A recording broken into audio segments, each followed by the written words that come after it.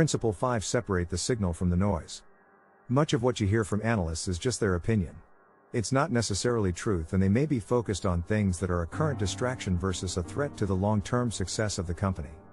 That's why it's important to find numbers and hard data you can use, since numbers don't lie, unless there's accounting fraud. Focus on key numbers and performance metrics you can follow over time that validate or invalidate your thesis. For example, my thesis behind Tesla's long-term success is that they will continue to drive down battery costs through relentless innovation. And the battery accounts for about 30 to 40% of the car's cost. So it's the most impactful component in the vehicle to innovate on for cost reduction. When it comes to internal combustion engine vehicles, gasoline doesn't share this same opportunity for innovation-driven cost curve decline. It's driven solely by supply and demand at this point. Because of this, we've actually reached price parity between electric vehicles and their comparable internal combustion engine counterparts on a total cost of ownership basis. And will soon enough do so on an MSRP basis. And electric vehicles will continue to get cheaper even once that happens. Then comes autonomy, which turns the economics of car ownership on its head as a whole and will be an even bigger disruptor than the electric vehicle itself. But let's get back to battery costs. In terms of signal versus noise, in this example the signal is battery costs, which dropped nearly 90% from 2010 to 2020 and will continue to ride down the cost curve. Especially as Tesla ramps up their 4,680 battery form factor manufacturing. And hopefully achieves a cost around $50-70 per kilowatt hour, which would basically half the current cost. Adoption rates generally follow cost curves. As costs decline, adoption rates rise. Usually costs decline at an exponential rate, in general, and adoption follows in an S-curve shape. It's an S-curve shape because the number of users adopting it grows exponentially, as it gains traction, breaking out from the early adopter crowd to the mainstream. Then the curve asymptotes horizontally at the top once it approaches full saturation in the market. When learning some new information about your investment, ask yourself what this means for the company 5 to 10 plus years down the road. Oftentimes, what seems like a huge deal in the moment is forgotten about several years down the road. Principle 6. Use the products and services of the companies you want to invest in. A company's success is determined by its ability to sell products and services. So why wouldn't you want to see for yourself if they truly walk the talk regarding their ability to make things people really want, and tell their friends about? More importantly, watch how their products and services improve and evolve over time and how fast. In today's world, the only true mode is a company's pace of successful innovation. When using a product or service, don't just take the experience at face value. Go into it with the mindset of, given what I've seen from the company's execution, their roadmap and product velocity, what could this look like in 5 to 10 years?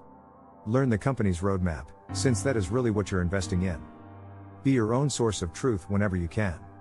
For example, I paid a lot of money for Tesla's full self-driving, FSD, package so that I could follow the progress firsthand. What I learned from hands-on experience when it comes to FSD is that the truth lies somewhere between the overly optimistic and overly pessimistic. You can watch lots of YouTube videos on FSD, but there's nothing like experiencing the progress yourself. Over the years, my conviction in a full self-driving future went from around 50% to 99%, but, because of owning it, I know that it still needs more time to get to true hands-off self-driving capability, despite Elon's timelines. Another really important reason why I recommend owning the product yourself is that you get to see how others react to it.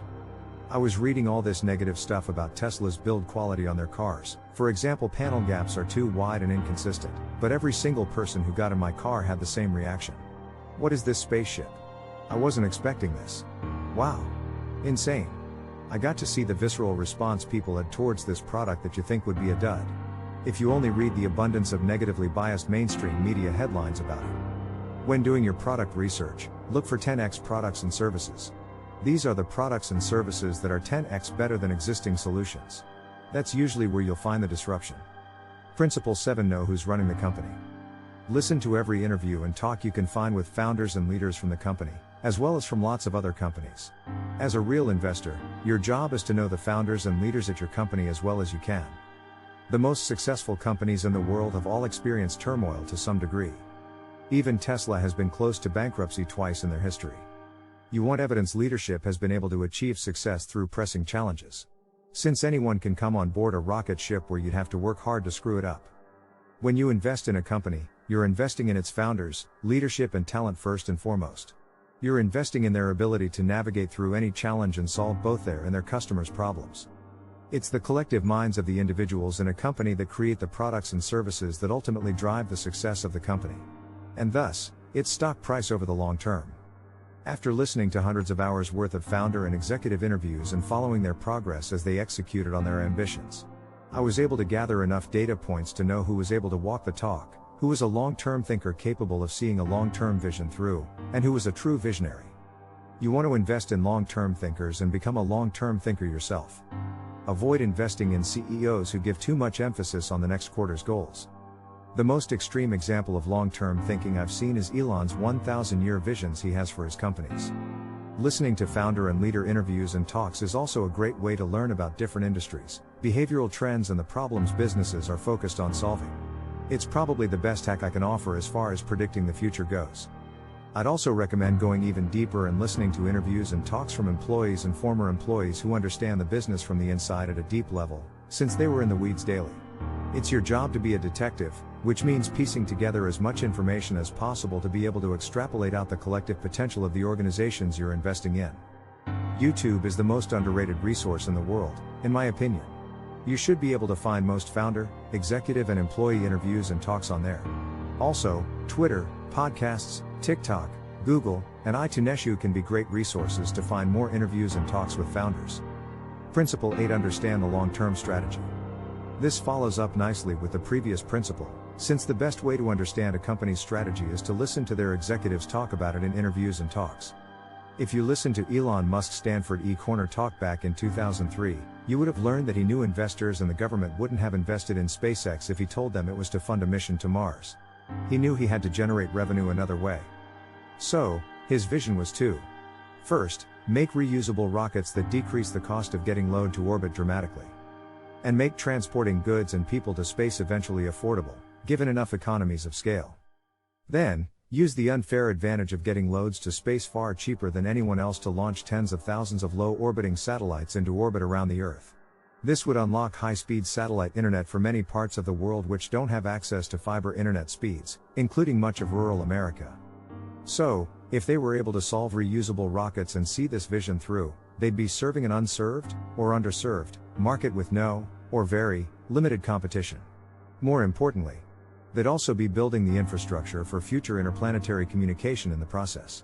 Fast forward 20 years later from when he outlined this vision in that Stanford classroom, and today this communication service exists. You may have heard of it. It's called Starlink. They just hit 1 million subscribers in December 2022, each who paid $499 for the Starlink terminal and are paying $99 per month for the service. That's a lot of recurring revenue going towards the Mars mission. As Elon mentioned 20 years ago, this was his plan all along to fund Mars. Elon's vision for Tesla was no mystery either, to anyone paying attention. In 2006, he published Tesla's master plan on the company's blog. He's also talked about it numerous times in interviews along the way that you can find on YouTube and other sources. The plan can be summarized as follows: first, build a sports car. Then, use that money to build an affordable car. Then, use that money to build an even more affordable car. While doing the above, also provide zero-emission electric power generation options. While the master plan is still underway, Tesla has managed to see it through, going from first only selling the Roadster, to then adding the Model S and X, then the Model 3 and Y. And are working on an even cheaper model in the $25,000 range. Once again, you have evidence of execution. While future endeavors are never guaranteed to succeed, past success as an entrepreneur and leader is a very important indicator, considering it requires maniacal grit and persistence. There's also opportunity in understanding a company's strategy as it evolves, since others may not have caught on yet and, therefore, the company can be undervalued. Example, around 2016, I saw how much profit Amazon was making from their cloud services business, Amazon Web Services, AWS. I realized they could use those AWS profits to, essentially, subsidize having small enough margins on their retail business that no one else could compete with. They'd be able to offer prices to consumers that were lower than anyone else, with more convenience and faster delivery than anyone else. Offering the lowest prices was a strategic move that required sacrificing short-term profit for long-term market share. And if there was a leader to see it through, it was Jeff Bezos. I knew this because I had seen enough interviews of him discussing his relentless focus on the long term. In addition to AWS being a cash cow, it was estimated that more than half of all US households were subscribed to Amazon Prime at the time. These people were paying over $99 per year and would want to get their money's worth, so were incentivized to use Amazon more. Strategy can also be evergreen.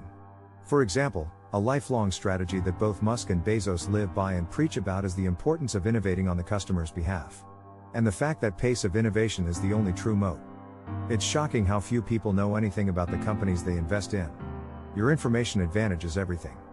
Understanding the long-term strategy is everything.